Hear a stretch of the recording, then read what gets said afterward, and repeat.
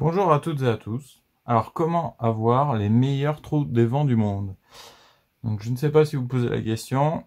Si c'est le cas, le trou d'évent, c'est ce petit trou qu'on voit ici côté intérieur de l'étui. Là, il a été rectifié, donc on voit, il brille légèrement. C'est peut-être pas le plus beau du monde, mais en tout cas, il a le mérite d'être propre et bien rectifié. Donc, c'est un point de passage important. Parce que c'est cet élément en fait qui fait qu'une fois que vous avez percuté votre amorce, la flamme va sortir à l'intérieur de l'étui et enflammer votre colonne de poudre. Donc pour faire ça, vous allez avoir besoin d'un outil souvent appelé Flash Hole Tool ou Uniforming Tool. Ces outils vous trouvez par exemple chez Lyman ou chez Reading. L'avantage celui-là de Lyman, c'est qu'il est vendu en plusieurs morceaux, ce qui vous permet ici de ne pas forcément utiliser la poignée, mais de mettre directement l'outil dans une perceuse. Et ça, quand vous faites énormément de l'eau, de douille, c'est plutôt un gain de temps et de confort qui n'est pas négligeable.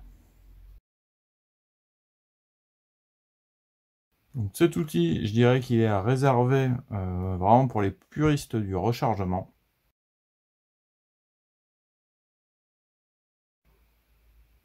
Alors, comment ça marche? L'avantage déjà de celui-là, c'est qu'il est compatible du diamètre 22, donc qui correspond pile à la tige, jusqu'au diamètre 45. Donc vous pouvez régler en plus toutes les longueurs et tous les calibres, que ce soit de l'arme longue ou de l'arme de poing. Donc ici, sur l'épaulement, vous avez cette fraise qui va permettre d'enlever toutes les bavures à l'intérieur de votre trou d'évent et de pouvoir bien l'uniformiser. Et la pointe ici va permettre de faire on va dire, un rond un petit peu plus propre, notamment sur les étuis bas de gamme. Franchement, c'est vraiment fait à la va-vite et c'est loin d'être rond.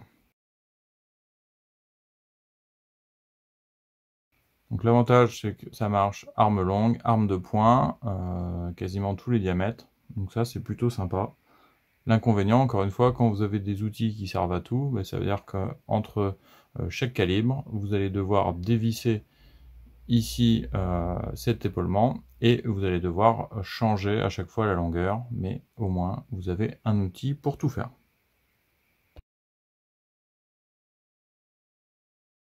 Alors comment ça marche? Déjà attention, commencez toujours vos opérations sur des étuis qui ont été recalibrés et coupés à la bonne longueur.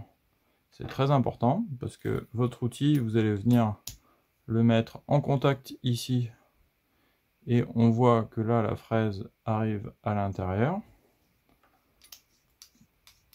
Donc il vous suffit de tourner, une fois que c'est à la bonne longueur, vous serez en contact. Voilà, on voit qu'il y a quelques copeaux qui s'enlèvent et ici on verra mieux sur les photos, mais que notre puits d'amorce est vraiment bien propre et réalisé comme il faut. Donc ça marche ici avec des étuis longs.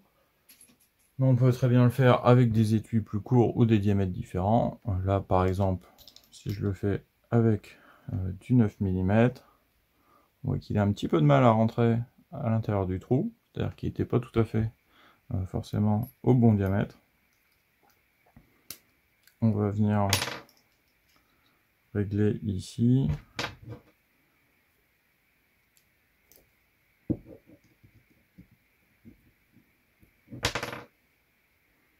là, on est bien au contact.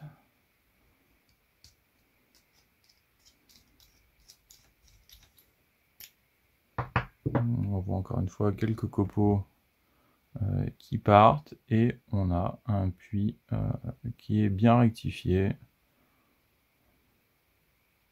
et bien rond. On voit mieux de ce côté-là. En tout cas, ici, on est bien propre, bien rectifié. On voit ce léger chanfrein tout autour.